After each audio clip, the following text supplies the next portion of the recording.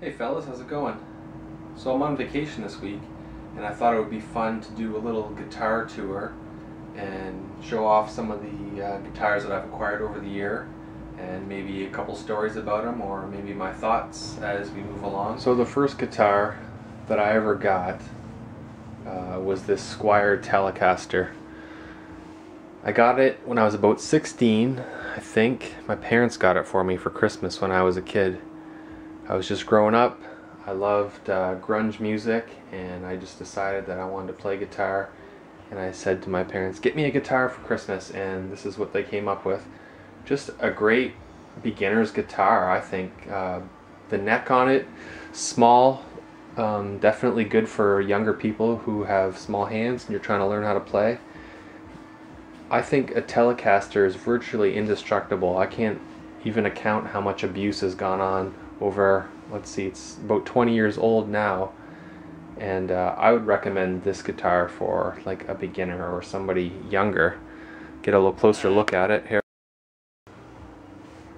Not sure when I put that sticker on there. I think somewhere around university I decided that would be fun to put on. As you can see, it's got a lot of wear and tear on it. Fretboard's got a bit of wear. So this is around a 90, 91, something like that. Made in Japan, I believe. The tuners are made in Japan anyway. When I got it, I knew nothing about guitar. I mean, I still don't know a lot, but the neck pickup didn't even work for so many years, and I didn't even realize it when I was a kid. I would just plug it in, turn up the amp, and just have at it. So. But overall, I think it's a great guitar, and it's not worth much now, but I could never sell it at this point. So on it stays, and maybe my kids will play it.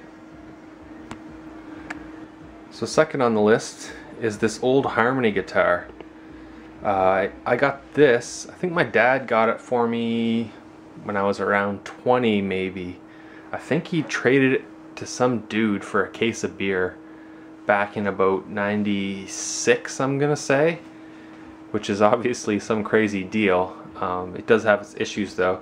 So this is I think it's an H65, something like that, with the DeArmond pickups. It was a little shabby when I got it. I took off the pick guard because it was all smashed up, and I replaced the bridge with a new one because it had crumbled over the years. This guitar is around 50 years old, something like that. It's in pretty good shape overall. The pickups sound really cool, really vintage sounding, obviously. Kind of hard to describe. The only problem with it is that the neck is really, really bad on it. I don't think there's anything I can do with it. It's got no truss rod.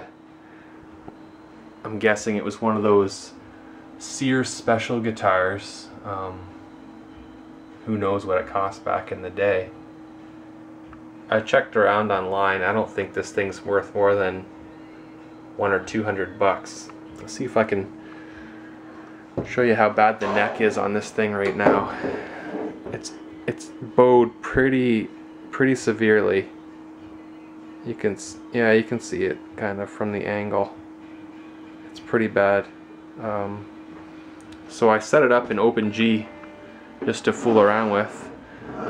I was gonna try some just some slide guitar. It plays okay up near the nut, but otherwise not much I can do with it with no truss rod situation. But the body, it's in great shape. I did a polish job on it. Looks spanking, I think. Next guitar is my Epiphone EJ200 Cutaway. This is, I would say, my main guitar. This is the guitar I definitely play the most. Just jamming with friends and around the house and playing songs with my kids and that kind of thing. I really enjoy this guitar. It's moderately priced, in my opinion.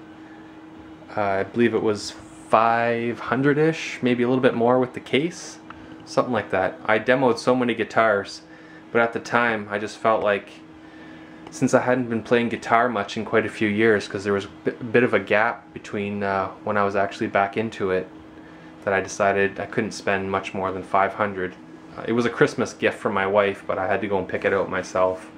So I bought it, brought it home, and she wrapped it and put it under the tree. But I've got no complaints about this guitar. Nothing against Epiphone guitars. I think this guitar is great. I would never spend the money on the Gibson real version of it, the J200. Spending thousands on that, I just couldn't justify that. But for a plywood guitar, we'll say, it sounds great, it plays great, and I got 13s on it at the moment, and it's just a workhorse, I guess. It's in the price range where I don't have to worry about it when I take it to the campfire that it's gonna get dinged up or anything's gonna happen to it. So one day I'll probably get a more expensive guitar, maybe I don't even know what, maybe a Martin, I'm not sure. Until then, this is doing me just fine. So this leads me into the next guitar that I bought. I played my acoustic for a couple years, and at that point I decided that I wanted to get back into electric guitar. So I wasn't sure what I wanted. I tried a lot of guitars, and I was trying to keep the budget under $1,000, but I was really hung up on a hollow body type guitar. And I played a lot of different guitars. The ones that made the cut were an Epiphone Les Paul 60s Tribute, which several years ago came with the 57 Classics installed, Gibson pickups. And I thought that was a pretty good deal. I think that guitar around my neck of the woods was $7.99. And the other forerunner in the guitar search was a Sheraton, which I also really liked. But something just kept calling my name about this guitar, and I guess in the end I decided I was worth it. This guitar was $19.99 when I got it at Long and McQuaid. So it's a Gibson. It's also got the 57 Classics. Came with the case. I had to wait, I think, 3 months maybe to get it in. It was on back order. But it was definitely worth it, and I have to say this is easily like the best guitar that I own, not just because of the money, but right out of the box it just played perfect. I've never adjusted the truss rod on it. The pickups sound amazing. I couldn't say enough good things about this. The frets are perfect. So definitely, if you're gonna spend some money, to me this is the guitar. Halfway between the full-size 335 and obviously a Les Paul. I just thought it was the right combination and feel and look for me. Others feel free to disagree. But I tried some other lesser quality hollow bodies like the Epiphone Dot, and I thought all the ones I tried were just complete junk. I tried a few Ibanez hollow bodies and they just really weren't doing it for me. So in the end I decided if I was going to buy one guitar, this was going to be it, and I couldn't be happier with this guitar. I recommend this to anybody who's looking for just a good, solid, all-around guitar usefully. So a couple years go by, and I'd always wanted a 12-string guitar. Never really wanted to pay for one, but I shopped around a little bit, and I found one used on Kijiji, which is like Craigslist if people don't know what that is. So I found some dude, and I paid, I think it was $200 for this. These things retail for, I think, $500 if I'm not mistaken. I could be wrong.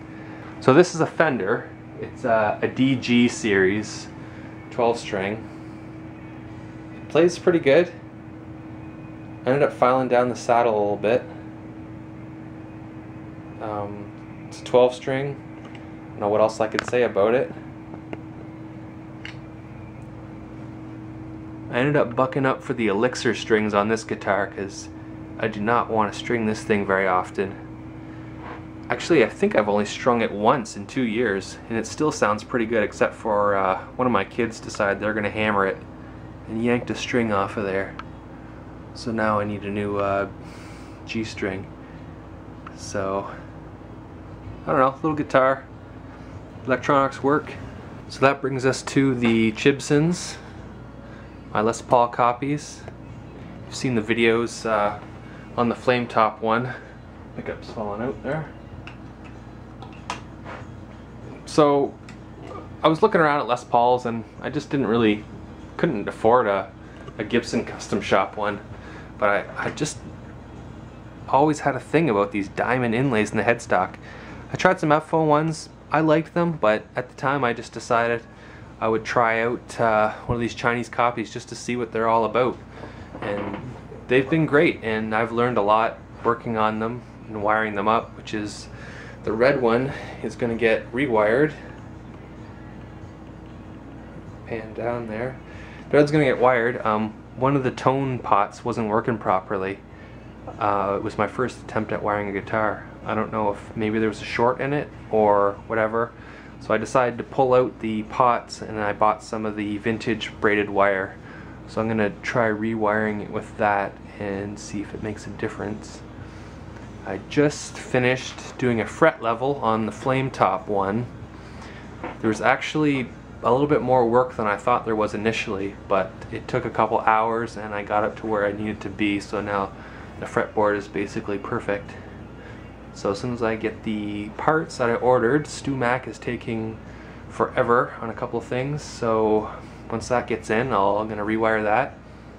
And over on the left is what I call the Chibson Classic, the gold. It's not actually a gold top, it just looks like that in the video. It's a really just a plain top. The grain is very fine, it's difficult to see. And that one definitely needs a lot less work than the other one. The fretboard is much more level and much more consistent. So I ordered a couple of things from Guitar Fetish and some other sites. So that's going to get done in the next couple months, and I'll follow up with a video on that. So this is the first amp that I received when I was growing up from my parents. I don't really know a whole lot about this amp. It's a solid state amp. It's called Ross. Whatever that is, I've never heard of it. I tried to look it up online, but I have no information on it. If anybody knows anything about it, please let me know. But for the purposes when I was growing up, I mean, I thought it was a great amp. So it's got two inputs on it. It's got an overdrive channel. It's got some chorus on it. And then as well, it's got this variable rate and depth chorus switch to play with, which when I was growing up I just thought it was the greatest, that I could play a bunch of different Nirvana songs without having any pedals. It's super loud. I don't even know what it is, other than it's mega loud, and it did the job when I was a kid. It still works fine. I guess my kids can have at it now. I still use it once in a while when people come over, and I know nothing bad to say about it. It's an okay amp. That's about all. That brings us to the last amp, a Vox Valvetronics. It's the VT20 Plus. So it's a 20-watt amp, and it has a master volume on it. So it's great for at home. You can get just a ton of different sounds out of this amp. It's a modeling amp, and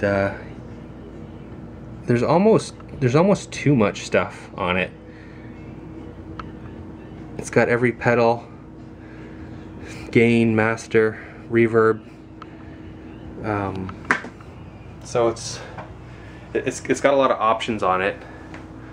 When I was doing an amp search, I was looking for something that would pair with my 339 nicely, and I just couldn't decide. I was kind of stuck between an AC-15 and a Fender Blues Junior.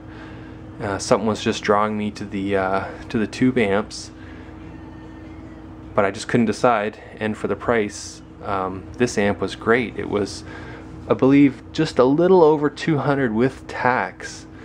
And I just thought that since I couldn't decide if I wanted to buy any pedals or which sort of effects I even liked, I figured it would be a good time to get a modeling amp with all the options on it and just try out all the stuff. The only problem is not having a switch to switch between the different things, which is, I guess, not that big a deal. I'm still gonna buy like a quote-unquote proper amp in the near future. But for the money, it sounds great. There's so many tones that you can get out of this thing, it's ridiculous. Like I said, there's almost too many options on there. I always end up using the same settings anyway, so I should probably just figure out what amp that is and then go buy that one for the future. Which leaves me to pedals, I guess. I still haven't bought any, so I've been watching a lot of videos from tons of guys, even some of the Gibson guys, and yeah, I'm interested in that next after I fix up these other guitars. So there it is. I hope somebody liked that, and the next video will probably be the upgrades on the Gibson Classic, the yellow guitar. So alright boys, thanks for watching, take care.